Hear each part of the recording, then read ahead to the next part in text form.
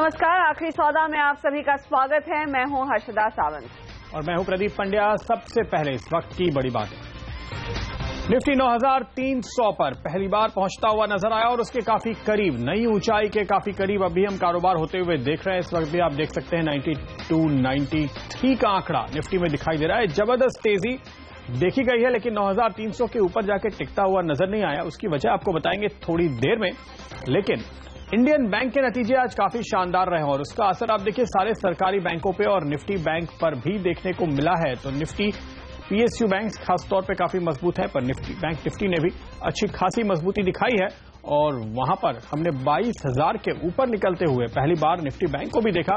तो ये दोनों ही काफी इंटरेस्टिंग है, निफ्टी और बैंक निफ्टी। इनके चार्ट्स पे नजर डालेंगे आगे, लेकिन आज अगर आप देखें तो मदद क्रॉस सेक्टर्स मिली है। मेटल के अलावा ज्यादातर सेक्टर्स मजबूत नजर आ रहे हैं, बावजूद इसके कि कल की जबरदस्त तेजी के बाद अंतर्राष्ट्रीय बाजार आज सुस्त हैं। आज आप यूरोप का हाल देखिए, कल जो कैक फ्रांस का 4-5% चढ़ गया था, फ्लैट सा नजर आएगा आज। डाउ फ्यूचर्स हालांकि हल्की मजबूती की उम्मीद जगा रहे हैं। लेकिन ट्रेडर्स क्या कर रहे हैं? मई सीरीज में 9200 के पुट पर जमकर राइटिंग हो रही है। अब एक्सपायरी करीब है तो मई सीरीज की पोजीशंस पे खास नजर है हमारी। और अब तक की जो स्थिति है एक्सपायरी के 2 दिन पहले 9000 के पुट और 9500 के कॉल पे सबसे ज्यादा पोजीशन। तो ये रेंज है जो फिलहाल अगली सीरीज के लिए बनती हुई नजर आ रही है। हर्षदा, यहाँ पूरा एक्शन तेजी की तरफ बढ़ता हुआ दिखाई दे रहा है और आज सेंसेक्स निफ्टी की लेवल्स एक बार फिर देख लेते हैं, क्योंकि हाइस पर ही ट्रेड 92, 94 के आसपास इस समय निफ्टी ट्रेड करता हुआ। 9300 को हमने कन्विंसिंगली छुआ है, लेकिन देखना होगा कि क्या आज के दिन उन लेवल्स के ऊपर समाप्ति हम दिखा पाते हैं या नहीं। साथ ही साथ अगर आप देखें सेंसेक्स की चाल तो यहाँ पर भी 250 अंकों की बढ़त देखने को मिल रही है और खरीदारी चौतरफा है। मिड कैप्स ने पार्टिसिपेट किया है। बैंक निफ्टी में भी आज हम देख रहे हैं 100 पॉइंट से ज्यादा का मूव आता हुआ, यानी कि छोटे मझौले काउंटर्स की ओर से और साथ ही साथ बैंकिंग स्टॉक्स की ओर से भी मिल रहा है सहारा।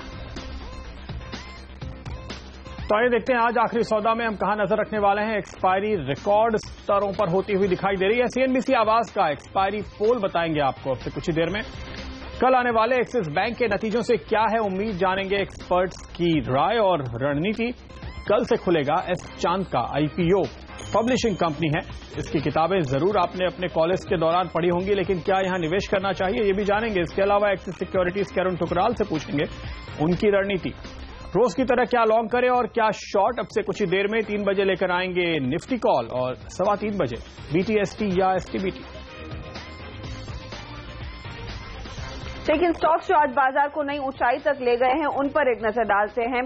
खरीदारी हर सेक्टर में होती हुई दिखाई दे रही है, लेकिन सबसे ज्यादा जो मदद की है वो ऑयल एंड गैस ने की है। रिलायंस का एक बड़ा प्ले था इसमें, 16 रुपए की बढ़त पर 1434 के लेवल्स पर एक काउंटर ट्रेड करता हुआ नंबर्स के बल पर यहां पर तेजी बनी है। ऑयल मार्केटिंग कंपनियों में काफी जोश, एचपी, बीपी, आईओसी सब में तेजी और ऑयल इंडिया जैसे काउंटर्स भी हैं जहां पर 1% से ज्यादा का मूव आया है। एफएमसीजी कंपनियों में खरीदारी का जोश देखने को मिल रहा है और आज एचयूएल, आईटीसी के अलावा Godrej consumer, Marico, Jubilant food, Britannia जैसे काउंटर्स में भी तेजी ही देखने को मिली है।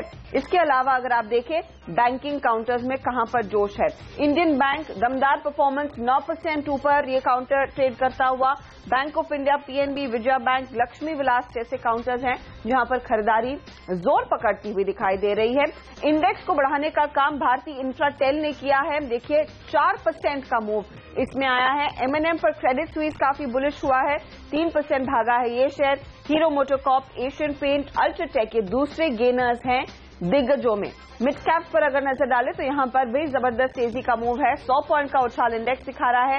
डेल्टा कॉर्प 6% ऊपर, एसएल प्रोपैक में 4% का उछाल। बायोकॉन बोनस की उम्मीद में और कंपनी ने पुष्टि कर दी है तो वो काउंटर करीब 11% ऊपर। जैन इरिगेशन, सुजलॉन में भी आज हमने देखा है तगड़े वॉल्यूम्स पर हुई है खरीदारी। और आइए नजर डालते हैं चार्ट्स पे। आप देखिए बाजार ने 2 दिनों के अंदर जिस तरह से मूड बदला है वो आपको यहां दिखाई देगा। ये निफ्टी के चार्ट इस वक्त आपकी स्क्रीन पर हैं और आप यहां पर देख सकते हैं कल और आज 2 दिन में ये जिस तरह से निचले स्तरों से तेजी के साथ ऊपरी एंड पर पहुंचा है। ये जो आप एक चैनल देख रहे हैं ऊपर की तरफ जाता हुआ अपवर्ड स्लोपिंग चैनल, और इसी में आप करीब 9300 के टारगेट, अगर ज्यादा स्पेसिफिक कहें तो 9308 के करीब ये टारगेट बनता था और बिल्कुल वहीं पर हम पहुंच करके अटकते हुए नजर आए हैं। तो 9300 को छूने के बाद अगर बहुत तेज रफ्तार नहीं दिख रही तो इसकी वजह यह है कि यहां पर थोड़ा सा रेजिस्टेंस है, अब इसको पार करना जरूरी होगा। अगर इसमें से एक ब्रेकआउट मिलता है तो आप अच्छी तेजी देखेंगे। लेकिन ये देखिए निफ्टी बैंक, और ये हमने आपको 2 दिन पहले भी बताया था कि निफ्टी बैंक में जो फॉर्मेशन बन रही है, यहां पे हायर टॉप्स और लोअर बॉटम्स किस्म का एक हमने सीन बनते हुए देखा है, और ये थोड़ा सा बेरिश पैटर्न होता है। यानी इस वक्त आप देखिए बाजार में जो पूरा उछाल आया है, क्योंकि अमेरिका से कल कोई सरप्राइज आएगा इस उम्मीद में, तो हम इसके अपर एंड पे पहुंच गए बहुत तेजी के साथ। यहां भी निफ्टी बैंक की भी तस्वीर वैसी ही है, लेकिन वहीं पर जाकर ऊपर अब 22,100 के आसपास रेजिस्टेंस है। 22,080 अगर प्रिसाइज आपको बताएं आज के लिए टारगेट, और 22,040 तक हम जाकर आए हैं। आज का जो हमने हाई बनते हुए देखा है, अब अगर आप 22,100 के आसपास का एक रेजिस्टेंस आपको कल के लिए भी यहां पर साफ तौर पे दिखाई देगा, अनलेस की इस पैटर्न को हम बदले और यहां से एक कंसिस्टेंट तेजी देखने को मिले। ये दरअसल आपको कहीं ना कहीं ये बता रहा है कि बहुत ही वोलेटाइल मार्केट है और बहुत ही हाईली रिस्की मार्केट है। तो फिलहाल एक बहुत अहम इवेंट के पहले बाजार ने एक बहुत तेजी से उछाल दे दिया है, और अगर इस तरह के पैटर्न दिखाई देते हों तो उस समय थोड़ा मुनाफा घर ले जाना बहुत ही समझदारी की बात होगी। आप अपना फैसला कर सकते हैं, लेकिन हम आपको एक चार्ट और दिखाना चाहेंगे, और वो चार्ट होगा विप्रो का, क्योंकि विप्रो के नतीजों का इंतजार है। और ये फिलहाल चार्ट आपके सामने आप देख सकते हैं कि निचले स्तरों से एक अपवर्ड स्लोपिंग चैनल यहां बना है। ये तस्वीर हमने आपको टीसीएस में बताई थी, आपको याद होगा, और हमने ये कहा था कि नतीजे कैसे भी हो ये स्टॉक काफी सपोर्ट के करीब है। विप्रो की तस्वीर भी कमोबेश ऐसी है। 480 पे बहुत ही मजबूत सपोर्ट मिल रहा है, लेकिन तेजी तब बनेगी जब ये 505 का लेवल पार करे। अगर 505 का लेवल ये पार कर लेता है तो शायद 550 तक जा सकता है। 505 की बात क्यों, ये देखिए बहुत ही लंबा साइडवेज मूवमेंट इसने भी दिया है। जो हमने टीसीएस में देखा था एक अंडर परफॉर्मेंस का बड़ा दौर चला था, वही कुछ दौर यहां भी चला है। तकरीबन 1.5-2 साल हो चुके हैं यहां पे इसी तरह की रेंज में। 7 क्वार्टर से ये पूरा रेंज में चलता आया है, और इसका ये निचले स्तर पे जो सपोर्ट था जो अब हमने तोड़ दिया है, वो इस वक्त आपको मिल रहा है 505 पे। तो अगर उसके ऊपर जाएगा तो फिर से इस साइडवेज जोन में आ जाएगा, और वहां पर आपको उम्मीद होगी कि एक तेज उछाल देखने को फिर आगे मिल सकता है। तो ये विप्रो की तस्वीर नतीजों के पहले लगता है कि लेकर जाना चाहिए इस चार्ट को देखते हुए कम से कम। देखिए हमारा फेयर एंड ग्रीड मीटर क्या कहता है। ब्रॉड मार्केट की तस्वीर फिलहाल 63 पे काफी बुलिश दिख रहा है कुल मिलाकर बाजार। निफ्टी में तो नई ऊंचाई बनी है, लेकिन मिड कैप और स्मॉल कैप भी अच्छी खासी तेजी में है। हालांकि बहुत ज्यादा बुलिश नहीं। इस तरह के रिकॉर्ड लेवल जब बनते हैं तो हम अपना फेयर एंड ग्रीड मीटर अक्सर 70 के आसपास देखते हैं। यूफोरिया देखते हैं हर्षिता, वो नहीं है। थैंक गॉड यूफोरिया नहीं है प्रदीप, क्योंकि उसके बाद हम देखते हैं बाजार फिर अटकने लगता है और मुनाफा वसूली भी हावी होती है। तो उम्मीद यही करनी चाहिए कि धीरे धीरे करके हाइस पर हम काबू करेंगे, और साथ ही साथ बाजार में और भी पार्टिसिपेशन बढ़ता हुआ दिखाई देगा। फिलहाल जो स्टॉक्स आज एक्टिव हैं उन पर फोकस करते हैं। इंडियन बैंक आज का टॉप ट्रेडेड काउंटर, जिसमें आप रोल ओवर की पोजीशंस देखेंगे लगभग 33% की। आज अकेले में 50% का ओपन इंटरेस्ट चेंज आता हुआ, एडिशन आता हुआ इस स्टॉक में देखने को मिला है। बताइए गौरव, क्या एडिशनल तेजी कर लेनी चाहिए स्टॉक में, या फिर ये गाड़ी आगे निकल चुकी है?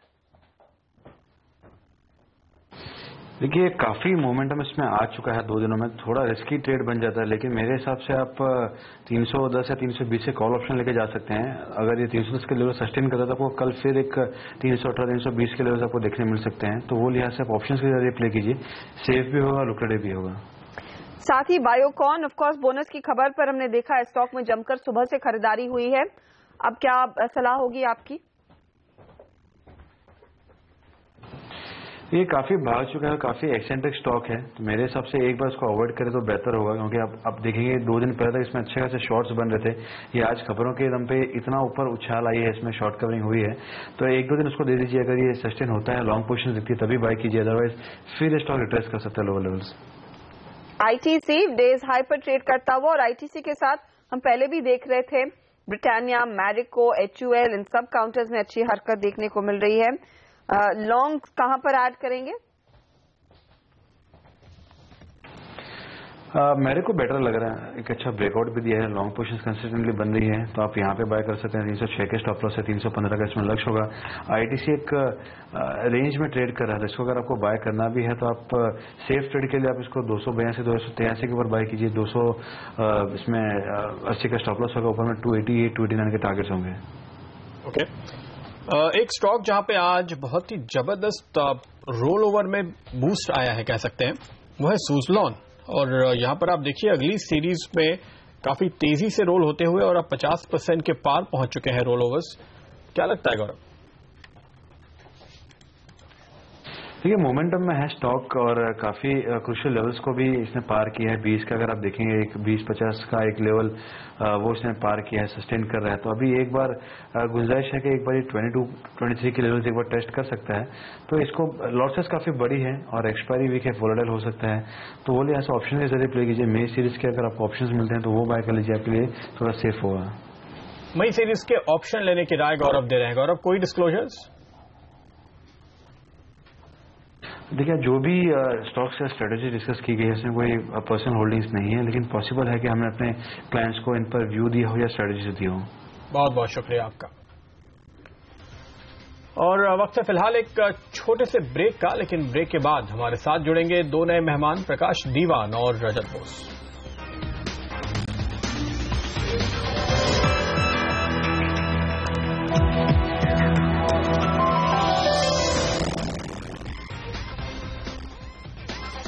स्वागत है आपका एक बार फिर आखिरी सौदा में। और हमने देखा आज नए हाइज बनते हुए 9300 पे फिर से लौट आया है निफ्टी और उसके थोड़े से ऊपर ही ट्रेड करते हुए 9300-302 के आसपास निफ्टी रिकॉर्ड लेवल्स पर है और ये लेवल पहली बार देखने को मिले हैं। बैंक निफ्टी ने 22,000 के ऊपर के लेवल पहली बार देखे और फिर से कोशिश हो रही है, ऊपर से एक बार की नीचे आया था, वहीं उस लेवल की तरफ फिर से बढ़ता हुआ। और आज हालांकि अगर आप देखें तो कैश मार्केट में करीब 26,000 करोड़ के आसपास का कारोबार अब तक देखने को मिला है, लेकिन वायदा कारोबार जो कि एक्सपायरी करीब है इसलिए 5 लाख करोड़ से ऊपर कारोबार पहुंचते हुए तो यहां पर तेजी के पीछे ये वॉल्यूम बढ़ने के पीछे ये एक बड़ी वजह साफ तौर पे नजर आती है। हमारे साथ अब हमारे अगले एक्सपर्ट जुड़ रहे हैं, अल्ट्रामाउंट कैपिटल मैनेजमेंट के मार्केट एक्सपर्ट प्रकाश दीवान और रजत के बोस.com के रजत बोस। रजत, स्वागत है आपका। पहले आपकी राय जानना चाहेंगे, तकनीकी तौर पे 9300 का लेवल कितना अहम है और अब आपको टारगेट्स क्या दिखते हैं? देखिए 9300 का लेवल अहम है इसलिए कि पहले इसके आसपास में आके फिर से नीचे की तरफ करेक्शन हो गया था, लेकिन आज बहुत ही अच्छा बाइंग और volumes are also pretty much okay. 5 lakh crore के आसपास जा रहे हैं एफएनओ वॉल्यूम, तो ये तो अहम है ही। और अभी फिलहाल जो नजदीक पे जो लेवल देखना चाहिए वो है 9350। 9350 पार करने से फिर 9500 टू अबाउट 9600 उसी का टारगेट बनाना पड़ेगा, लेकिन 9350 क्रॉस कर जाने से बहुत अच्छा रहेगा। एक चीज थोड़ा जो शंका का कारण मुझको समझ में आ रहा है कि देखिए अभी पुट कॉल रेशियो आपकी सिस्टर चैनल ने अभी थोड़ी देर पहले बताया कि अभी Nifty PCR is 1.25। We are heading towards the highly overbought territory जो कि 1.3 से शुरू होता है, तो उसके थोड़ा शंका है। लेकिन आप लोग जो रोलोवर स्टैटिस्टिक्स बताया इसके देखते हुए ये लग रहा है कि मोमेंटम बहुत जबरदस्त है। इसी मोमेंटम में हो सकता है और भी कुछ आगे जाके फिर तब करेक्शन आए, at least till such time the expiry goes, उसके पहले कुछ खास करेक्शन आएगा अभी समझ में नहीं आ रहा है। उल्टा शॉर्ट स्क्वीज होने की ज्यादा पॉसिबिलिटीज नजर आ रहा है। ये देखिए आपकी बात सही है कि बाजार ओवरबॉट जोन की तरफ शायद जा रहा है। लगातार दूसरे दिन आप इस तरह की तेजी देख रहे हैं। कल भी हमने निफ्टी में तकरीबन 90-100 पॉइंट का उछाल देखा और आज फिर से 85 पॉइंट ऊपर इस समय। तो एक साथ इतनी ज्यादा तेजी होने के बाद बाजार में थोड़ा तो डरना ही चाहिए आपको, या मुनाफा कम से कम थोड़ा सा घर पे रखना चाहिए। प्रकाश, क्या कहते हैं आप? इस पूरे उछाल के पीछे सिर्फ एक ही वजह है कि डोनाल्ड ट्रंप टैक्स में बड़ी राहत देने वाले हैं, लेकिन वो होगा कल। जी जी जी नहीं, I think over the weekend भी थोड़ा सा जो मूड संभला है इमर्जिंग मार्केट्स के लिए थैंक्स टू ग्लोबल ट्रेंड्स, तो वहां एक पॉजिटिव माहौल फ्रांस के इलेक्शंस के आउटकम की एक्सपेक्टेशंस को लेके है। डोनाल्ड ट्रंप का कोई जो भी अनाउंसमेंट आएगा वो एटलीस्ट उससे ये माना जा रहा है कि कोई नेगेटिविटी एटलीस्ट उसमें नहीं है, हो सकता है एक माइल्ड पॉजिटिव ही हो। और ये देखिए कि हिंदुस्तान के मार्केट में जैसे ही एफआईज की सेलिंग आती है या थोड़ी बहुत भी गिरावट आती है, जो हमने पिछले हफ्ते देखी, उसमें लोग इतने आतुर है, वेट कर रहे हैं पैसा लगाने के लिए, चाहे वो डीआईज हो, एचएनआईज हो, कि पैसा फटाफट लगना शुरू हो जाता है। और अभी तक रिजल्ट्स में भी एक आध दो आईटी कंपनीज के अलावा अगर देखें तो कोई मेजर डिसअपॉइंटमेंट नहीं आया। कल के रिलायंस के रिजल्ट्स देख लें, वो भी इतने बढ़िया रहे। और जिस स्टेज पे जो हम आज हैं, यहाँ अगर एलएनटी, एचडीएफसी, आईटीसी, रिलायंस उच्चतम स्तर पे घूम रहे हैं, तो नेचुरली मार्केट को वो वजन तो उसका फायदा हो ही रहा है। तो I think sector rotation, stock specific rotation बहुत दिख रहा है साफ होते हुए कि जहां जहां अभी तक स्टॉक्स नहीं चले उसी में बाइंग आ रही है। और ये सूचकांक जो है ये ऊपर बढ़ने का कारण ये कि हेवी वेट्स में ज्यादा जो थोड़ा सा वो बिल्डअप है। तो आई डोंट थिंक इसमें कोई बहुत डरने वाला अभी माहौल है। अभी भी लोग थोड़े जो डर रहे हैं, उसका मतलब ये है कि मार्केट इतनी जल्दी वो नहीं आएगा। जो आपका फियर एंड ग्रीड मीटर वो बहुत बड़ा इंडिकेटर है कि जब तक ग्रीड ओवरकम नहीं कर जाती, फियर को हावी नहीं हो जाती बड़े पैमाने पे, तब तक आई थिंक ये तो चलते रहेगा सिलसिला। सो अभी तो सिर्फ शुरुआत हुई है इस ग्रीड का डेवलपमेंट की, तो थोड़ा और इसको समय दें, तब देखने लायक है। ये कैलकुलेशन हम डेली बेसिस पे करते हैं और प्रकाश, हमारा एक्सपीरियंस ये है कि जब 70 के करीब आता है तो वहां पे बाजार अटकता है। आज हम 65 के आसपास देख रहे हैं, इसलिए हमने पहले भी बात की कि यहाँ पे यूफोरिया वाला माहौल आज नहीं दिख रहा है। यस, बिल्कुल। सो वही मैं कह रहा हूँ, क्योंकि लेने को, खरीदने को कई चीजें हैं जो अभी तक लोगों को लगा है कि नहीं चली हैं। तो जब तक ये सब चीजें नहीं चल जाएंगी और बेवजह कोई जब चीजें चलने लगती है तब थोड़ा सा वो होता है। अभी तो हमने देखा है जो चीजें चल रही है उसमें कहीं ना कहीं कोई न्यूज फ्लो है या कोई फंडामेंटल कोई ट्रिगर रहा है। तो I would not be so worried about it. हाँ, प्रॉफिट बुकिंग तो एक डिसिप्लिन का वो है सिलसिला कि जहां प्रॉफिट है वहां थोड़ा थोड़ा तो आपको लेना जरूरी भी बन जाता है। बट सारे मार्केट से निकल जाए, कैश पे बैठ जाए, वैसा वाला माहौल अभी नहीं। ओके, तो इन्वेस्टेड रहना बेस्ट है इस मार्केट में। लेकिन आज देखिए जिन काउंटर्स में अच्छी तेजी बनती हुई दिखाई दी है, दिग्गजों का भी एक बड़ा हाथ है। रिलायंस इंडस्ट्रीज की बात प्रकाश कह रहे थे, लेकिन एमएनएम जैसे काउंटर्स, भारतीय इंफ्राटेल जैसे काउंटर्स, इन सब में काफी ज्यादा जोश आता दिखाई दिया है। एमएनएम पर रजत एक टेक चेक दीजिए। क्रेडिट स्विस काफी बुलिश है, उन्होंने इनफैक्ट 1500 का टारगेट दिया है। आप चार्ट पर क्या देख रहे हैं, कितनी उछाल की संभावना यहाँ? देखिए चार्ट पे अब फिलहाल 1350-60 वो लेवल पार करने के बाद में 1400 का लेवल दिख जाएगा और 1400 पार करने के बाद में इसमें बहुत जबरदस्त मोमेंटम उम्मीद कर सकते हैं। आज जिस तरीका का बाइंग हो रहा है ये देख के लग रहा है कि कल के दिन हो सकता है 1350-60 का जो लेवल का बात मैं कर रहा हूँ वहां तक पहुंचने की पॉसिबिलिटीज है। बहुत अच्छी वॉल्यूम के संग आज ब्रेकआउट दिया है नीचे से, तो ये definitely a positive. Okay, MNM पर इस अपग्रेड का फायदा आपको आगे होता हुआ नजर आएगा। लेकिन एक्सपायरी पर ही सभी की नजर है फिलहाल और 2 दिन बाकी हैं। कल ये बड़ा इवेंट है अमेरिका में और उसके बाद परसों हमारी एक्सपायरी है। अभी 2 या 3 सेशन पहले लग रहा था कि शायद हम एक्सपायरी 9000 के करीब तक भी देख सकते हैं और अब देखिए 9300 के ऊपर 46% लोग मानते हैं। 9300 के ऊपर 9250 के ऊपर कितने लोग मानते हैं? अगर आप ये देखें तो 46 और 36 इन दोनों को जोड़िए करीब 82% लोग मानते हैं कि एक्सपायरी 9250 के तो ऊपर ही होने वाली है। बहुत ही कम एक कॉन्ट्रेरियन व्यू है जो 9250 के नीचे एक्सपायरी दिख रहा है।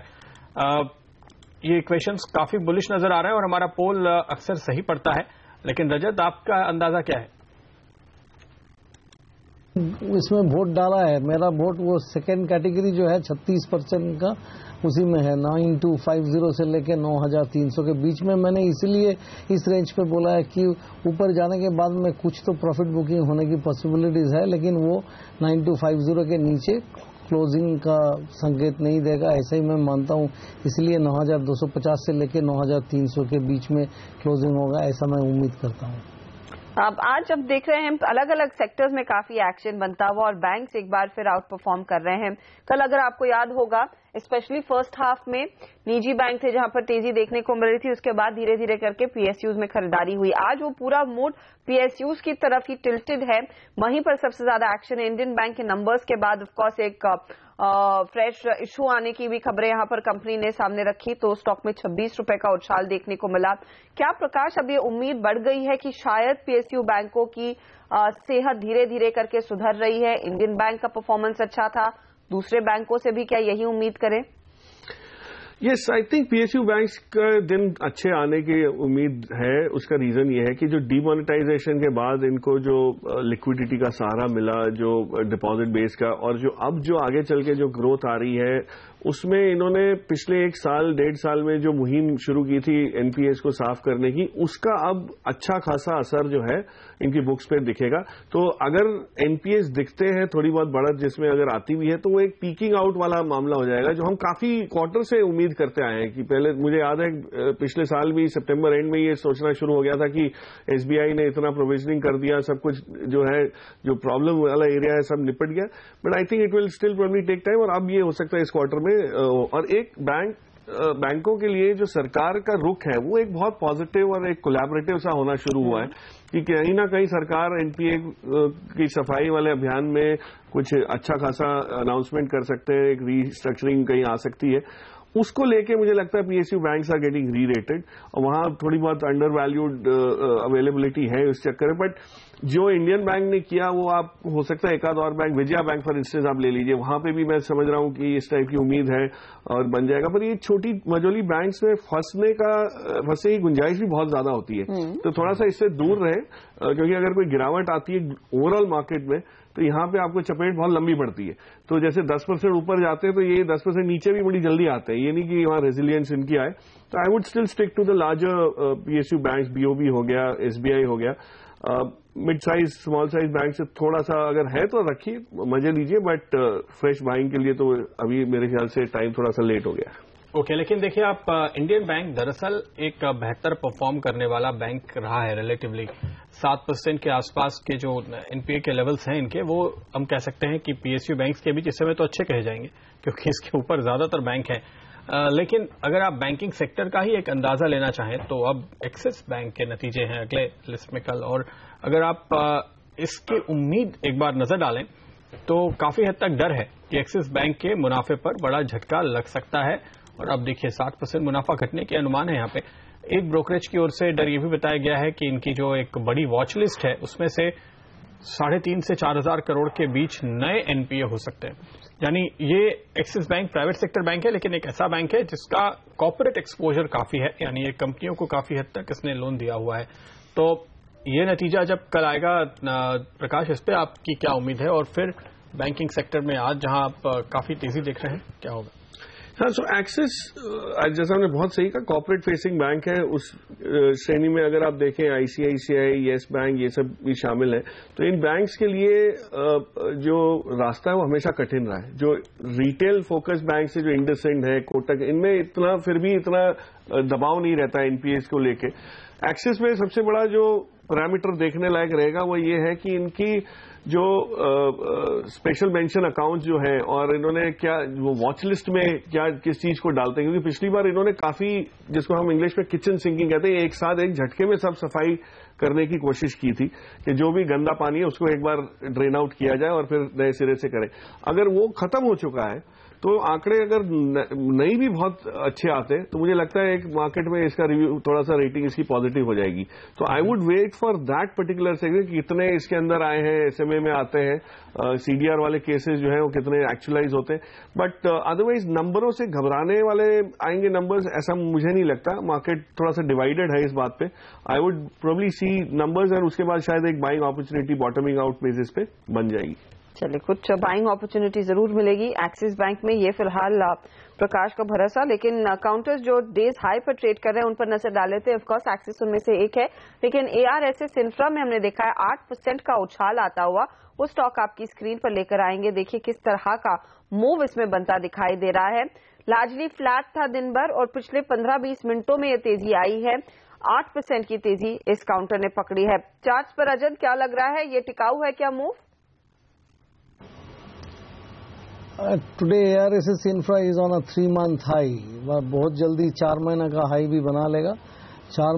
पिछले नवंबर में 30 अक्टूबर के दिन ये 84 रुपया 50 पैसा का जो हाई बनाया था, अभी उससे ऊपर ही शायद ट्रेड कर रहा है। तो इसी के चलते ये इसके एकदम नजदीक पे 1 नवंबर का हाई जो 87.70 एक रेजिस्टेंस, मेजर रेजिस्टेंस है, अभी वही टारगेट है, वो पार करने से फिर 90 क्रॉस कर जाएगा। आज के दिन ये जिस वॉल्यूम से जा रहा है, लगता है कल के दिन, आज ना हो तो कल के दिन ये 87 to 90 वो रेंज हासिल कर लेगा। अभी फिलहाल मोमेंटम बहुत बढ़िया है। ओके, इसके अलावा जो नतीजों पर हमारी नजर है आगे, कल लक्ष्मी विलास बैंक के भी नतीजे आएंगे और ये एक अच्छा खासा आउट परफॉर्मर रहा है। प्रकाश, प्राइवेट सेक्टर बैंक्स के बीच में आप इसको कैसे रेट करते हैं? डीसीबी आपको ज्यादा पसंद है, लक्ष्मी विलास ज्यादा पसंद है या कुछ और? आरबीएल?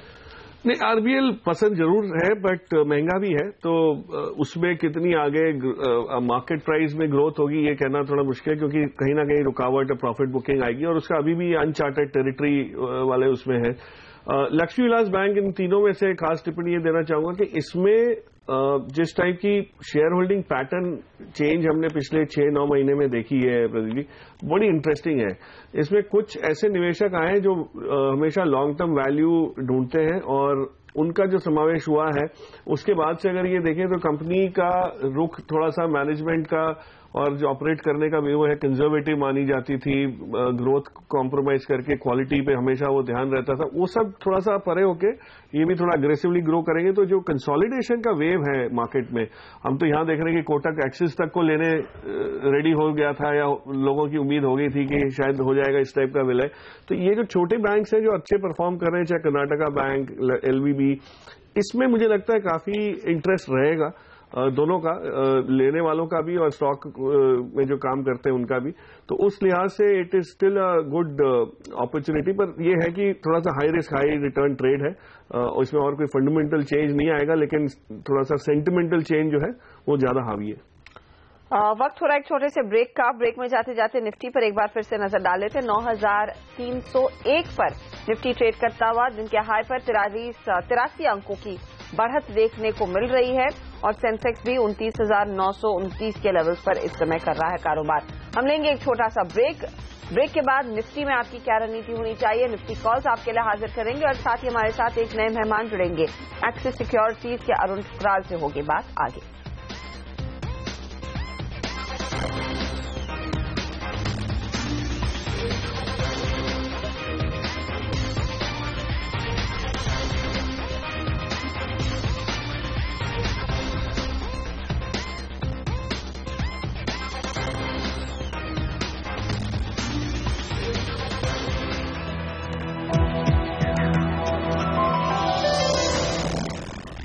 नौ 9,300 के ऊपर है निफ्टी और निफ्टी पे कॉल लें। इसके पहले एक नजर यूरोप के बाजारों पे, जहां हम देख रहे हैं कल की जबरदस्त तेजी के बाद आज सुस्ती का माहौल देखने को मिल रहा है। तो फ्रांस में चुनाव के पहले दौर का सेलिब्रेशन पूरा हो चुका है और अगली खबर का इंतजार है। हालांकि अमेरिका से संकेत भी ठीक ही है, कम से कम 40 पॉइंट ऊपर के कोर्स आप देख रहे हैं, लेकिन शायद वहां भी वही आलम होगा, क्योंकि कल हमारे बाजार में कारोबार पूरा होने के बाद अमेरिका में आपको कोई घोषणा सुनने को मिलेगी टैक्स कट के बारे में। लेकिन उसके पहले भारतीय बाजारों में आप क्या करें? 9,300 के लाइफ टाइम रिकॉर्ड लेवल्स पर निफ्टी पर क्या है हमारे एक्सपर्ट्स की रणनीति? सर्वेंद्र श्रीवास्तव सेल कॉल दे रहे हैं। 9,316 रुपए 60 पैसे पे ये स्टॉप लगाने की राय दे रहे हैं। 9,200 के टारगेट 1 से 2 दिनों में आने की इन्हें उम्मीद है। वहीं अनुज दीक्षित की भी राय आपकी स्क्रीन पर आती हुई। अनुज का मानना है कि 9,380 के लिए तेजी की पोजीशन होनी चाहिए।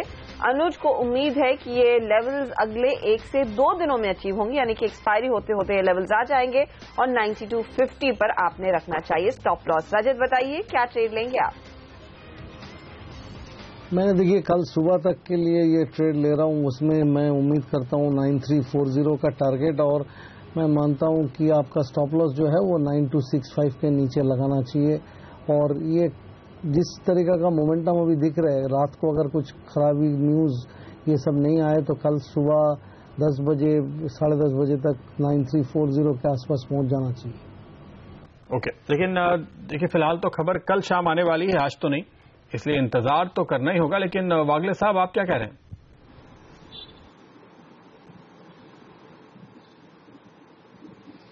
आफ्टरनून प्रदीप, मैं बाय करके ही चलूंगा। 9250 का स्टॉप लॉस होगा, 9360 का टारगेट होगा, जो मुझे लगता है कल ही आ जाना चाहिए। 9360 ये है नया टारगेट फिलहाल ऊपर की तरफ, जो कल ही आने की उम्मीद कर रहे हैं वागले साहब। चलिए इस पे नजर रखेंगे। 9360 बहुत ही जबरदस्त टारगेट फिलहाल हमारे सामने आता हुआ। 9305 इस बीच नया हाई बनते हुए दिखाई दे रहा है हमें, और बैंक निफ्टी भी बहुत तेजी से नए हाई की तरफ, बिल्कुल यहां भी बना है नया हाई। 22,040-41 के आसपास के लेवल थे, उसके थोड़े से ऊपर हम गए हैं निफ्टी बैंक में भी, और हमने 22,043-44 के लेवल बनते हुए देखे हैं। तो दोनों ही इंडेक्स निफ्टी और निफ्टी बैंक तेजी में, हालांकि निफ्टी तो लगातार सुधारने की कोशिश कर रहा है, इन रिकॉर्ड लेवल्स को एक अच्छी खासी तेजी देखने को मिल रही है। हमारे साथ हमारे अगले खास एक्सपर्ट जुड़ रहे हैं, अरुण ठुकराल, एमडी और सीईओ एक्सिस सिक्योरिटीज के। मिस्टर ठुकराल, स्वागत है आपका सीएनबीसी आवाज पर। नए रिकॉर्ड के साथ आपसे बातचीत हो रही है, ये बताइए अब इस लेवल पर क्या राय दे रहे हैं आप अपने क्लाइंट्स को? Good afternoon Pradeep. I think ये तो बहुत खुशी की बात है कि नई हाई बन रही है, और आगे भी हम चाहेंगे कि रिटेल इन्वेस्टर जो बहुत टाइम के बाद अब मार्केट में आना शुरू हो गए हैं पिछले कुछ दिनों से, जिस तरह से हम देख रहे हैं, वेदर वो डायरेक्ट इक्विटी खरीदें या वो म्यूचुअल फंड के रास्ते से आए, तो अपने रिटेल इन्वेस्टर के लिए तो हमारी राय हमेशा यही होती है कि जब आपके पास पैसा है आप लगाते रहिए, बिकॉज उनका जो एसेट एलोकेशन होता है उसमें इक्विटी का हिस्सा बहुत ही कम होता है। तो उनके लिए तो पिछले कुछ दिनों में बहुत ही अच्छा हुआ है, और उन्होंने देखा है कि कुछ क्वालिटी मिड कैप और बल्कि लार्ज कैप भी अभी चल रहे हैं, और बहुत नेगेटिव ट्रिगर बाजार में कुछ नहीं है। चाहे हम अभी फ्रांस की जो खबर देखें, जो कल हमें पता लगा कि मैक्रोन आगे चल रहे हैं, तो बाजार ने कल एक तेजी पकड़ ली थी, उसका फायदा भी उन्होंने उठाया है। तो आई थिंक बहुत अच्छा माहौल है, और यहां से मुझे लगता है कि अभी कुछ दिन तक तो ये ऐसे ही चलने वाला है, और कल तो यूएस का भी एक अनाउंसमेंट आने वाला है टैक्स के ऊपर, तो उसके बाद फिर किस तरह की तेजी बाजार पकड़ता है ये हम देखेंगे। लेकिन यहाँ पे सवाल यह है कि अगर अमेरिका के बाजार बहुत अट्रैक्टिव हो जाते हैं, टैक्स में कोई बड़ी कटौती की बात अगर कर देते हैं ट्रंप साहब, तो उसके बाद भारतीय बाजारों में पैसे आएंगे या निकलेंगे? जब डोनाल्ड ट्रंप जीत कर आए तो उसके बाद तो यहां से पैसे निकल रहे थे। हाँ, लेकिन उसके कुछ दिनों बाद देखा, जब इंडिया में जो ग्रोथ हो रही है, जब आपने यूपी के रिजल्ट देखे, उसके बाद वही पैसे यहां पर वापस आने शुरू हो गए। तो अभी देखने की बात यह है कि अगर यूएस तरक्की करता है तो भी इंडिया का फायदा है, और अगर इमर्जिंग मार्केट की तरफ इन्फ्लोस कम हो जाते हैं तो हमें इस पाई में से जो इमर्जिंग मार्केट की है उसमें से एक ग्रेटर हिस्सा जो है वो इंडिया को मिलता है। बिकॉज जो चीजें अभी भारत में हो रही हैं, जिस तरह के रिफॉर्म हो रहे हैं, जिस तरह की गवर्नमेंट है, जिस तरह के रिजल्ट्स आ रहे हैं, और जिस तरह का माहौल है, जिस तरह का पॉजिटिविटी है, अगर आप देखें तो $6 बिलियन इस कैलेंडर ईयर में ऑलरेडी आ चुका है।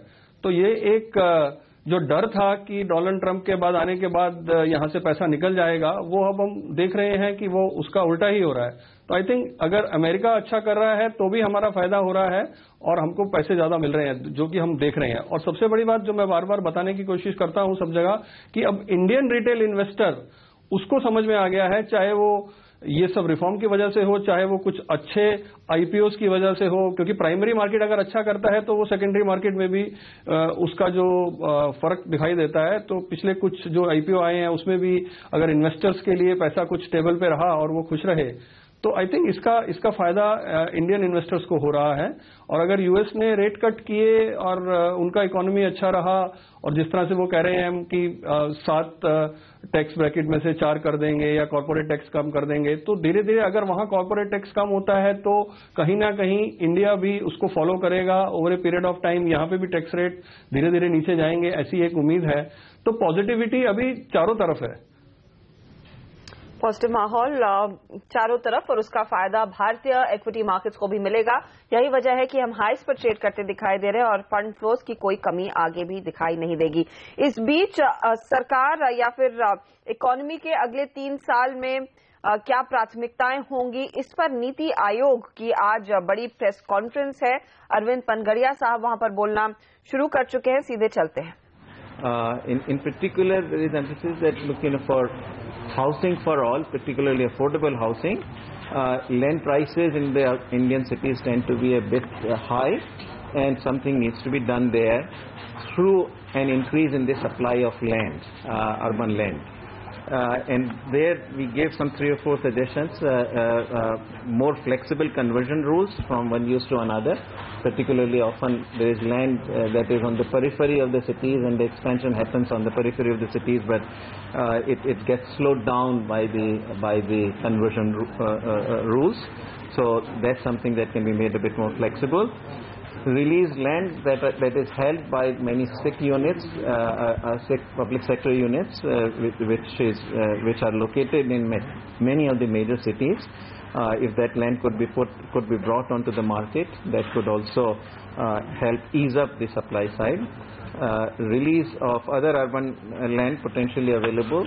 This could be land held by railways, which may not be in the long-term plan for usage by railways. Then that could be monetized and brought to the market. And also we talk a bit about how we should also try to expand land vertically, which is with a higher floor space index. Then we talk also about the reform of Rent Control Act. There is an estimate, I think, from the census 2011 that there are almost 10 million units in the urban areas which are lying empty, which could be potentially rented, but because of the complexity and rather restrictive nature of the rent control laws, they don't get rented. So there is a Model Tenancy Act that the Ministry of Urban Development has actually formulated, and we recommend its implementation by the states. So here we will have to be discussing further with the states on this issue. तो आपने सुना नीति आयोग के प्रमुख अरविंद पानागढ़िया को, और doctor पानागढ़िया यहाँ पर जो जानकारी दे रहे थे कि देखिए हमारे देश में पंचवर्षीय योजनाएं चला करती थी, तो 12वां पंचवर्षीय योजना जो 5 ईयर प्लान था वो 31 मार्च को खत्म हो गया। उसके बाद अब आगे क्या? तो अब सरकार और नीति आयोग ये नया प्रारूप लेकर आए हैं, जहां एक तरफ एक 15 साल का विजन डॉक्यूमेंट बनाया गया है, और उसके बाद अब जो प्लानिंग है वो 5 साल की जगह 3 साल के लिए करने की तैयारी की गई है। तो जो प्लान एक्सपेंडिचर हुआ करेगा सरकार की ओर से, जो भी प्लान्स हुआ करेंगे वो 3 साल के बनेंगे, ताकि जल्दी से वो इम्प्लीमेंट भी हो जाए। 5 साल शायद बहुत बड़ा वक्त लगता है। तो प्लानिंग कमीशन का दौर, पंचवर्षीय योजनाओं का दौर खत्म होने के बाद ये नया सिस्टम, जिसके बारे में फिलहाल यहाँ पर पानागढ़िया साहब कुछ बातें कर रहे थे। हालांकि आज के वक्त में जब आप मार्केट ड्रिवन और लिबरल इकोनॉमी की बात करते हैं, शायद ये प्लानिंग बहुत ज्यादा रेलेवेंट नहीं रह गई है, पर एक टारगेट जो दिया गया है 137 लाख करोड़ के मुकाबले इंडियन इकोनॉमी को ले जाने की तैयारी है यहाँ पर 470 लाख करोड़ पे, यानी हमारा जीडीपी 3 से 3.5 गुना अगले 15 सालों में हो जाएगा 2031-32 तक। ऐसे एक टारगेट रखे गए हैं। ये जरूर काफी इंटरेस्टिंग है, और इसमें आप अंदाजा लगा सकते हैं जीडीपी अगर 3.5 गुना होता है 2031-32 तक, तो प्रकाश हम उम्मीद करेंगे कि ये हमारे सेंसेक्स और निफ्टी भी वैसी हो जाए, मतलब करीब 32-33 हजार का निफ्टी, जहां सेंसेक्स है उससे भी आगे 2031-32 में 2000। हाँ, तो ये तो market cap to GDP same रखिए। हाँ, अगर सेम रहता है, but usually market is always ahead of GDP growth, तो वो तो पहले ही हो सकता है अगर इस टाइप के जीडीपी का आंकलन लगना शुरू हुआ तो। बट इसी लॉन्ग टर्म में तो सब कुछ अच्छा है ही है। जो प्रॉब्लम आती है वो ये है कि आज 9,000 की निफ्टी, 9,300 की निफ्टी पे जो आदमी ले नहीं पा रहा है, क्योंकि कई बार हमने रिवर्सल्स देखे हैं वहां से, तो उस वजह से अब ये 9,300 पे जब नहीं ले रहे और 9,600, 9,900, 10,000 पे जब जाएगा तब हिम्मत टूटती आदमी की और तब फंसते हैं। तो जो इन्वेस्टर डिसिप्लिन है वो ही मैनेज करना है। अदरवाइज इंडिया में तो बहुत सब चीजें आएंगी। आज ये एक्स्ट्रा जमीन बेच के पैसा जुटाने की बात करें, एफएसआई, तो आपके रियल एस्टेट वाले स्टॉक चलने लगेंगे, कंस्ट्रक्शन कंपनी चलने लगी। तो जब माहौल इस टाइप का होगा कि एक की वजह से दूसरे 2-4 सेक्टर पॉजिटिव होंगे, तब आप के लिए पैसा कम पड़ेगा कि किसमें लगाएं। तो ये माहौल तो होगा, एक दिन तो आएगा ही। बट पॉइंट इज कि बहुत ही बॉटम अप या स्टॉक स्पेसिफिक मार्केट अभी भी रहेगा। I don't think it's across the board recovery. तो इन सब बयानों से और आंकड़ों से बहुत बहकावे में बहुत सारी खबरें आ रही है। देखिए, कोल रेगुलेटर बनाने की बात है, कोयले की कमर्शियल माइनिंग के सुझाव दिए गए हैं जिसकी हिम्मत अभी तक सरकार जुटा नहीं पाई है। एआरसीज को और अधिकार देने का सुझाव है, लेकिन एसबीआई के लीडरशिप वाली एआरसी, प्राइवेट एआरसीज को एनपीए बेचने का सुझाव दिया गया है। और पिछली पॉलिसी में ही आरबीआई ने एआरसीज के लिए 100 करोड़ की कैपिटल कंपलसरी कर दी थी, तो बड़ी एआरसीज अब सामने आएंगी ऐसी उम्मीद। अर्बन एरिया बढ़ाने के कुछ प्रस्ताव है, खाली पड़ी जमीनों को बेचकर पैसे जुटाने के सुझाव है। तो ये कुछ नए रिफॉर्म मेजर्स हैं जो सुझाया जा रहा है। फ्लोर स्पेस इंडेक्स एफएसआई बढ़ाने की सलाह दी जा रही है। ये तो मुंबई के लोगों को बहुत पसंद आएगी। इनफैक्ट रियल एस्टेट काउंटर्स पर एक बार नजर डाल लेनी चाहिए प्रदीप, क्योंकि कल से हमने देखा था काफी एक्शन देखने को मिला था इस पूरे स्पेस में। इनफैक्ट आज दोपहर में भी गोदरेज प्रॉपर्टीज जैसे काउंटर्स थे जहां पर थोड़ा सा एक्टिविटी वैसे भी बढ़ रही थी। तो देख लेते हैं मुंबई वाली कंपनी और दूसरी कंपनी में क्या कुछ हरकत है या नहीं। डीएलएफ तो आज वैसे भी 2% ऊपर है। इंडिया बुल्स रियल में 2.5% की तेजी बनती हुई। इनफैक्ट चार्ट्स देख लेते हैं कि क्या इन डेवलपमेंट्स पर किसी तरह का मूव आता दिखाई दे रहा है या नहीं। गोदरेज प्रॉपर्टीज बीच में एक पीक देखने को मिला था, उसके बाद एकदम फ्लैट होता हुआ। इंडिया बुल्स रियल, डीएलएफ के चार्ट्स भी आपकी स्क्रीन पर हाजिर करेंगे। देखते हैं इस खबर का कुछ असर बढ़ता हुआ दिखाई दे रहा है या नहीं, या फिर बाजार इस पर इस समय ज्यादा जोर नहीं दे रहा है। वैसी स्थिति दिख रही है। लेकिन प्रॉपर्टी क्या आपके रेडार पर रहेगा, बताइए यहाँ पर रजत, कोई स्टॉक जो आपको पसंद है? देखिए, इसमें डीएलएफ का चार्ट अभी भी आप बाकी जो दोनों नाम अपने लिया है उसी से बेहतर लग रहा है।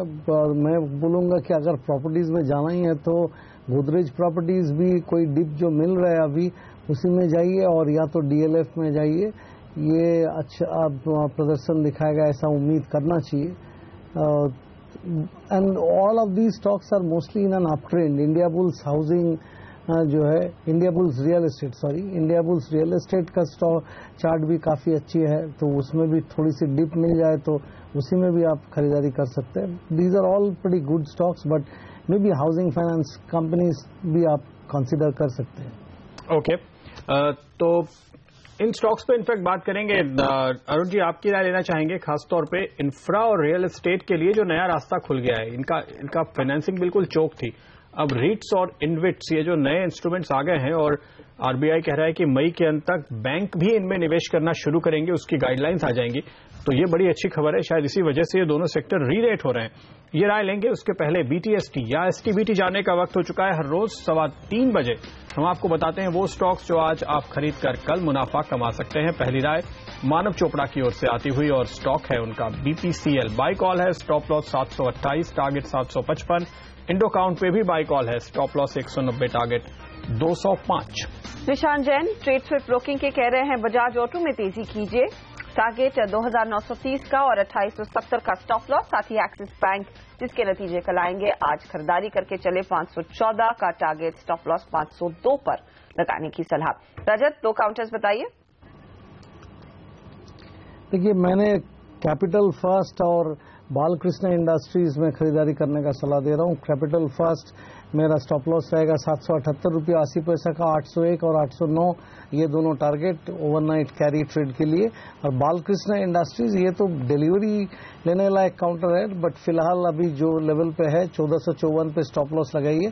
कल के दिन 1498 तक मिलेगा ऐसा उम्मीद करके खरीदारी कर सकते हैं। खुलासा ये कर देना चाहता हूं कि बालकृष्ण इंडस्ट्रीज मेरे पोर्टफोलियो में है। ओके, वागले साहब।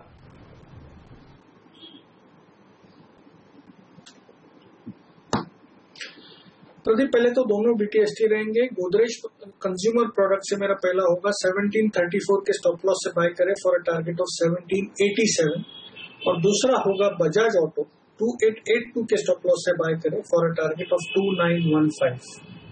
तो बजाज ऑटो को तो आज 2 वोट मिल रहे हैं, यहाँ पर सबसे पॉपुलर स्टॉक बनता हुआ ये नजर आ रहा है। गोदरेज कंज्यूमर वागले साहब आपने चुना है, और देखिए आज अभी पिछले कुछ मिनटों में मैंने देखा 1.25% का उछाल और आ गया है।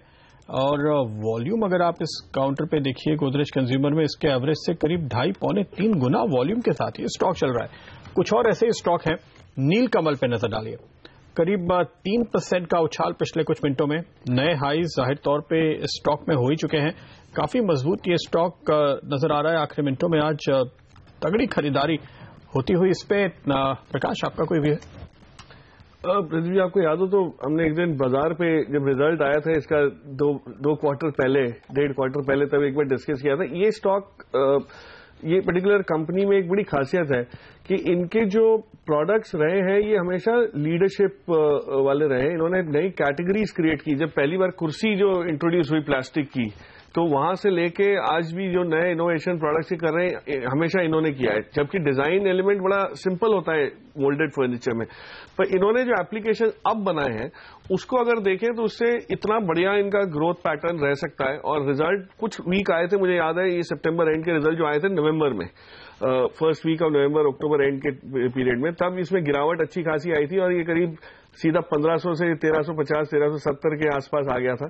और तब ये हो रहा था कि इसमें क्या हो जाएगा, स्टॉक बहुत रनअप हुआ है, 800 से लोगों ने 1500 इतनी जल्दी देखा था। तो इन टाइप की कंपनी में बोलना चाहूंगा कि निवेशकों को थोड़ी पेशेंस रखनी पड़ती है। एक आध क्वार्टर से घबराए नहीं। इस वाले क्वार्टर में भी नंबर हो सकते हैं वीक है, लेकिन आगे जो 1 साल की ट्रैजेक्टरी है कंपनी की, जो प्लान्स अब इन्होंने शेयर किए, उसके हिसाब से मुझे नहीं लगता कोई इसमें डरने की बात है वैल्यूएशन या रेवेन्यू ग्रोथ को लेके। तो इस टाइप की कंपनी, एक छोटी सी और कंपनी इस श्रेणी में बोलना चाहूंगा जो अब टेक ऑफ स्टेज पे आने लगी, अभी भी लॉस मेकिंग है, तो ये नहीं कि इसको आज ही ले लें, पर उस पर भी निगाह रखें। हो सकता है 1 आध क्वार्टर बाद आपको टर्न अराउंड सेंस होने लगेगा। ये है जो मिल्टन ब्रांड की प्रोडक्ट्स बनाती है कंपनी, एमपीएल प्लास्टिक्स करके, बहुत ही छोटी कंपनी है। और खास करके लिक्विडिटी प्रोफाइल देखते हुए मैं नहीं रेकमेंड कर रहा कि इसको आज लिया जाए, बट ये कंपनी, इस सारी सीरीज की कंपनी जो है, क्योंकि आज आप पैसा गांव में, रूरल मार्केट्स में कंज्यूमर को जब दे रहे हैं, उनकी जेब में पैसा ज्यादा दे रहे हैं, और जीएसटी का अमल जब आएगा, इनका सबसे बड़ा नुकसान होता था जीएसटी वाले जो नॉन टैक्स पेइंग जो प्रोड्यूसर्स है उनसे कंपटीशन को लेके। अब ब्रांडेड प्रोडक्ट्स को हम बोलते हैं ब्रांडेड प्रोडक्ट्स सब चलेंगे, तो इस श्रेणी में भी ब्रांडेड प्रोडक्ट्स बहुत चलेंगे।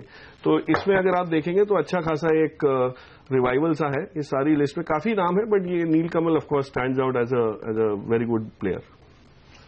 तो कुछ अपॉर्चुनिटीज यहां पर जरूर देखने को मिल रही है। लेकिन अरुण ठुकराल साहब, आपसे वो इंफ्रा और रियल्टी कंपनियों पर जो प्रदीप सवाल पूछना चाह रहे थे, जिस तरह का मूव हमने देखा है आईआरबी ने लिया है उस इन्वेस्टमेंट ट्रस्ट के जरिए, और ऑफ कोर्स दूसरे एवेन्यूज भी खुल रहे हैं इन इंफ्रा कंपनियों के लिए पैसे उठाने के लिए, क्या री रेटिंग की संभावना है इन कंपनियों में? आप क्या पैसे लगाना चाहेंगे इस क्षेत्र में? तो आई थिंक ये जो नया कॉन्सेप्ट है, वेदर ये रीट्स हो या इंफ्रास्ट्रक्चर इन्वेस्टमेंट ट्रस्ट हो, जो आईआरबी अभी जिसके स्पॉन्सर हैं, I think May first week में लाएंगे, तो पहले तो ये सबसे अच्छी बात है कि इंडिया में ये सब नया नया इंस्ट्रूमेंट या नया नया एसेट क्लासेस इन्वेस्टर्स के लिए अवेलेबल है। हालांकि इसमें जो एंट्री टिकट साइज है वो 10 लाख का है, तो मैं कहूंगा कि एचएनआई के लिए ठीक रहेगा। और ये जो इंफ्रास्ट्रक्चर इन्वेस्टमेंट ट्रस्ट है, ये यहाँ के लिए नया है, बट अगर देखा जाए तो सिंगापुर जैसी जगह में इनका मार्केट कैपिटलाइजेशन कुछ $70 बिलियन का है, या मलेशिया में कुछ $40 बिलियन है, या हांगकांग में है।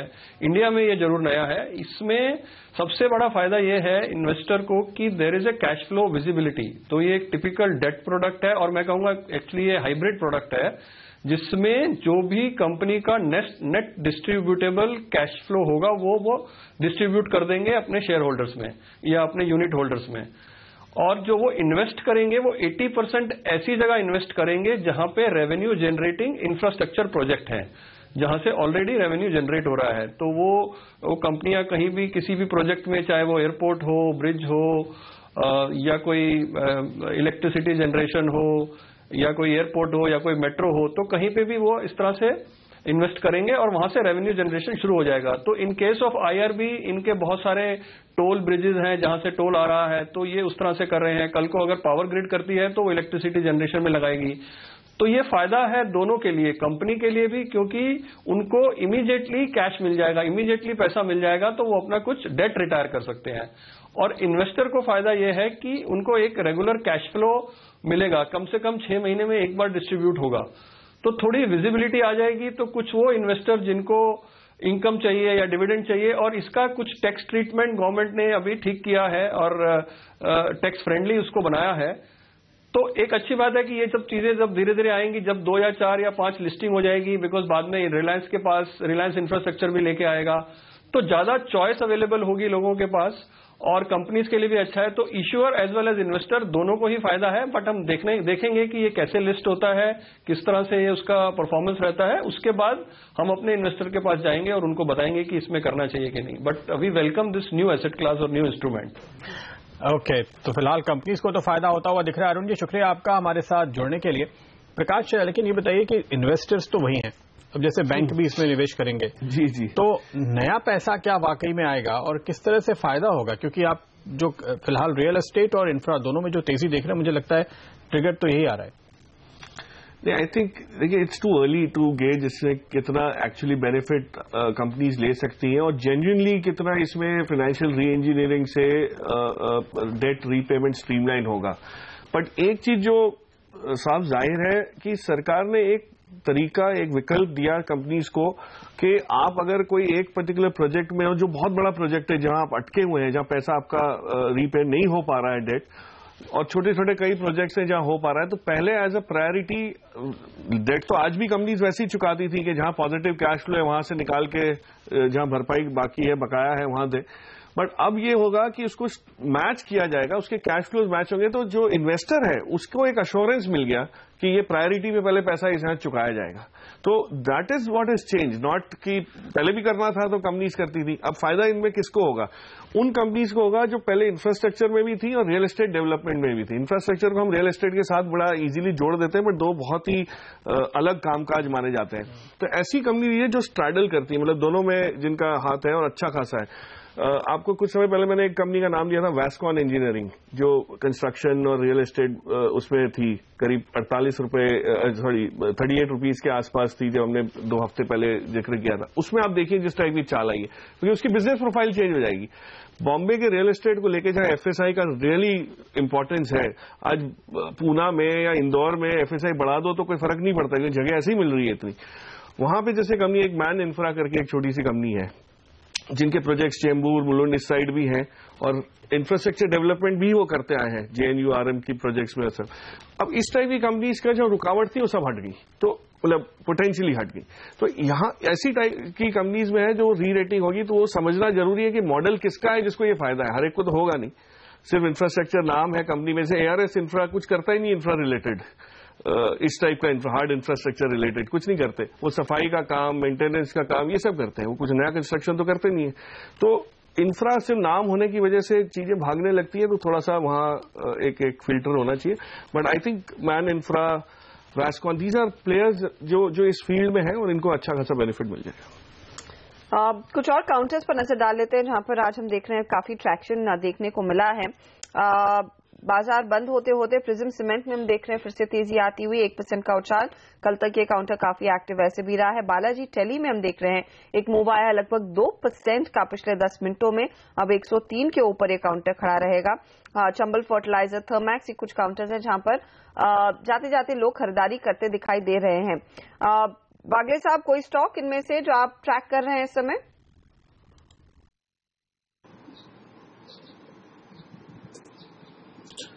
वैसे तो जो भी आपने कहा उसमें मुझे इतना क्लियर पैटर्न नहीं दिख रहा है, तो मैं प्रेफर करूंगा कि वेट करें। ओके, फिलहाल इंतजार करने की राय। लेकिन आइए देखते हैं आखिरी मिनटों में और कौन से स्टॉक्स हैं जहां पर लोगों ने खास इंटरेस्ट दिखाया, तेजी या मंदी दोनों तरफ होते हुए। बायोकॉन में थोड़ी मुनाफा वसूली नजर आ रही है, जाते जाते जाहिर है 10% ऊपर चला गया था, 1162 के नए हाइज इनफैक्ट इसने बनाए, तो वहां से थोड़ा हल्का होता हुआ डेल्टा कॉप में थोड़ी मुनाफा वसूली होती हुई नजर आई है। तो ये दो स्टॉक काफी अच्छी तेजी के बाद थोड़ी सी मुनाफा वसूली के दौर में। और दूसरी तरफ पॉजिटिव साइड में फ्यूचर्स मार्केट नेटवर्क देखिए, इस स्टॉक में जबरदस्त वॉल्यूम के साथ तेजी बनती हुई दिखाई दी है। ब्रिगेड एंटरप्राइजेस तेजी से चढ़ा है। महिंद्रा लाइफ स्पेस एक और स्टॉक है जहां पर हम काफी अच्छी वॉल्यूम के साथ तेजी देख रहे हैं। और TBZ शुरू से ही मजबूत था, थोड़ा और इजाफा यहां पर जाते जाते होता हुआ नजर आ रहा है। इनमें से कोई स्टॉक, रजत, आपको कुछ इंटरेस्टिंग दिखता है? देखिए, आपने जितना नाम लिया उसमें इंटरेस्टिंग तो कई है, जैसे कि ब्रिगेड एंटरप्राइज भी है, बट मैं बोलूंगा कि TBZ मुझको सबसे बेहतरीन लग रहा है, क्योंकि TBZ जो ब्रेकआउट दिया है आज के दिन, वो देखते हुए लगता है कि ये अभी 97-70 पे ट्रेड कर रहा है, ऊपर में 120 तक का टारगेट मान के ऊपर की तरफ चलने लायक स्ट्रेंथ दिखा रहे। तो देयर इज अ पॉसिबिलिटी कि शॉर्ट टर्म में ये 120 तक हासिल कर लेगा। फिलहाल ऊपर की तरफ में थोड़ा सा सेलिंग दिखा है, बट कल अगर आज का जो हाई है उसके नीचे नहीं जाता है, मतलब 95 के नीचे नहीं जाता है, तो काफी अच्छी मूवमेंट इसमें अभी भी देखा जा सकता है। बाजार फाइनेंस में हमने देखा आज काफी खरीदारी होती दिखाई दी है। भाग्य साहब, क्या जाते जाते और ट्रेंड मजबूत होता दिख रहा है या फिर एग्जिट कर लेने का मौका मिलेगा आगे?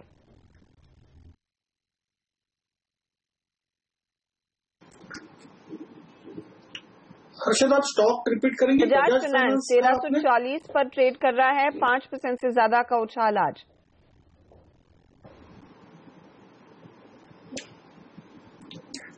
थोड़ी एंट्री हर्षद आप पहले ले लेनी चाहिए थी, लगभग 1315 1320 वो लेवल पे ब्रेकआउट आया था, तो ये एंट्री थोड़ा सा लेट है, लेकिन किसी ने बाय किया है तो मुझे और एक 20-25 रुपए अपसाइड कल दिखते हैं इसमें। ओके, आज फिलहाल मार्केट तब आखिरी मिनटों में आ चुके हैं, 2 मिनट बाकी हैं आज के लिए। 9300 के ऊपर निफ्टी फाइनली क्लोज हो, इसकी पूरी संभावना है, क्योंकि देख रहे हैं आखिरी आधे घंटे में तो लगातार इस लेवल के ऊपर रहा है और निफ्टी बैंक भी 22,050-60 के दायरे में घूमता हुआ नजर आया है। दोनों तरफ आपको अच्छी क्लोजिंग दिखेगी। सेंसेक्स 30,000 के आंकड़े से मुश्किल से 50 पॉइंट दूर 6.25 लाख करोड़ का कुल कारोबार देखने को मिला है। एक ही बात जो थोड़ी सी डिफरेंट लगती है वो यह है कि मार्केट ब्रेथ करीब 50-50 की हो चुकी है। आप शुरू से लेकर के और अब तक का ट्रेंड देखिए, बढ़ने वाले स्टॉक्स की तादाद लगातार कम हुई है और आखिर में तकरीबन बराबरी का इक्वेशन देखने को मिलेगा आपको, यानी ऊपरी स्तरों से मिड कैप स्मॉल कैप में काफी प्रॉफिट बुकिंग होती हुई नजर आई है आज। जी हाँ, कई ऐसे काउंटर्स हैं जो हल्के से कूल ऑफ करते हुए दिखाई दिए हैं, लेकिन प्रदीप ओवरऑल ट्रेंड तेजी का रहा है। कुछ स्टॉक्स आपको बता दें जो बंद होते बाजार में एक्टिव दिखाई दिए हैं। एसएल प्रोपैक आज दिन भर 5% की तेजी रही इसमें। जैन इरिगेशन, गोदरेज, मैरिको जैसे काउंटर्स। स्पेशलिटी रेस्टोरेंट में काफी दिनों बाद करीब 4% का मूव आते दिखाई दिया है।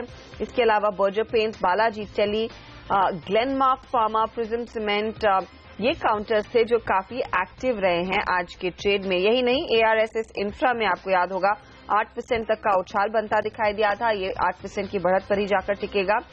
स्टरलाइट टेक्नोलॉजीज में दोपहर में थोड़ा सा इंटरेस्ट आता दिखाई दे रहा था, लेकिन ये अंत में टॉप गेनर्स में शामिल नहीं है। यहां पर आप देखेंगे कुछ कूल ऑफ आया, तो ऐसे भी काउंटर्स थे जिनमें एक स्पाइक आया और फिर ऊपरी लेवल्स पर लोगों ने की मुनाफा वसूली।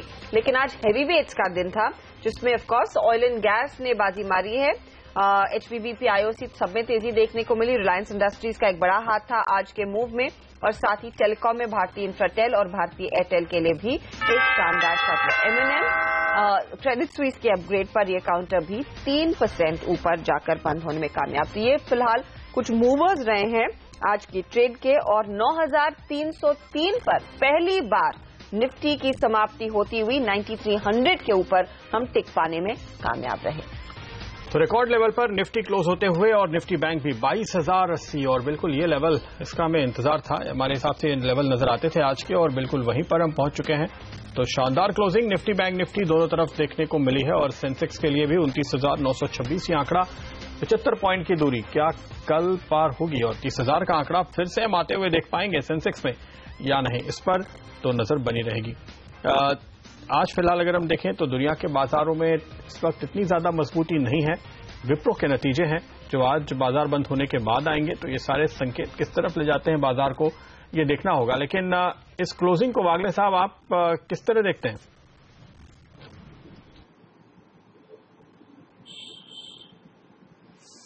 प्रदीप, एक्सट्रीमली पॉजिटिव, एक फ्रेश ब्रेकआउट है और एक नए मूव की तैयारी है। एक्सपायरी तक शायद ये मूव नहीं आ जाए, बट अगले 1 या 2 हफ्ते में मुझे लगता है अभी 9500, 9550 जो हम पिछले महीने बात कर रहे थे, ये मूव उसकी तरफ वाली वो टारगेट तक वो ले जा सकता है। 9550 तक तो मुझे दिखता है पैटर्न में, शायद 9600 भी टेस्ट करे। प्रकाश, इन हाइस पर भी नए आइडियाज की तलाश जारी रहेगी? बिल्कुल, आप छोड़ेंगे नहीं उसके बिना। नहीं, I think there is opportunity. हाँ, ये है जैसे आज बहुत एक अच्छी चीज आपने जो दर्शकों को ध्यान जिस पे वो कराया कि जो गैप है in terms of the positive and the negatives, वो जो घट रहा है उसका मतलब ये है कि लोग अभी भी अनश्योर हैं। कोई चीज लेते हैं, बढ़ जाती है तो बहुत जल्दी निकलने की भी वो रहती है, तो वो प्रोसेस जारी रहेगा। तब तक मुझे नहीं लगता कोई बबल टेरिटरी में हम अभी जा रहे हैं। तो मुनाफा वसूली आ रही है तो दैट मीन्स डिसिप्लिन है मार्केट में। जब लोग मुनाफा भूल जाते हैं वसूल करना और सिर्फ बाइंग का ही रुख रहता है, तब थोड़ा सा संभलना पड़ेगा और उस दिन की राह देखेंगे। अभी तक तो कुछ ऐसा दिख नहीं रहा। चलिए, अच्छी बात है। इजाजत लेंगे आपसे प्रकाश वागले साहब और रजत, आपका बहुत बहुत शुक्रिया हमारे साथ जुड़ने के लिए। और अब देखते हैं स्टॉक 2020 के नतीजे।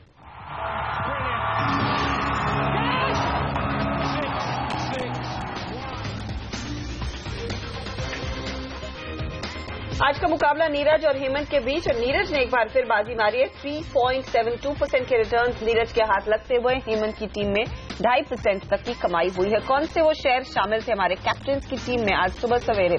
CBZ आज का आउट परफॉर्मर 8% ऊपर, पोकर्ना में 9% की तेजी, बायोकॉन 8% ऊपर और PNC इंफ्राटेक भी इस टीम का हिस्सा बना। हेमंत की टीम में मंगलम टिम्बर, प्रोजोन, गीतांजलि जेम्स और चेन्नई पेट्रो जैसे शेयर शामिल।